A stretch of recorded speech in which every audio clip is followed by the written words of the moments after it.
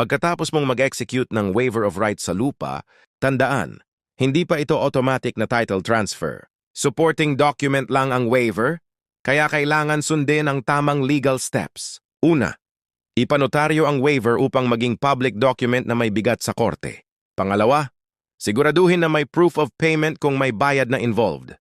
Pangatlo, ipaalam sa barangay at mga kapitbahay na may pagbabago sa possession para maiwasan ang dispute.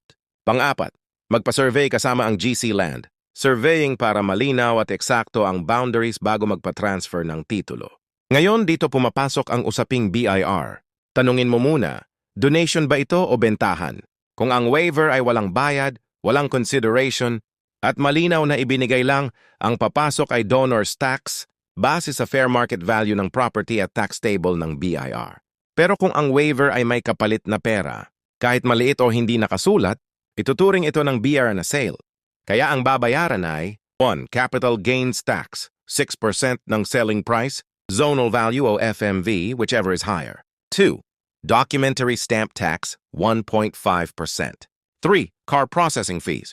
Pagkatapos makabayad at maisyuhan ng Certificate Authorizing Registration, CAR, saka mo palang maipapa-update ang tax declaration sa Assessor's Office at maipapalipat ang titulo sa Registry of Deeds. Yan ang tamang proseso, legal, maayos, at walang sabit.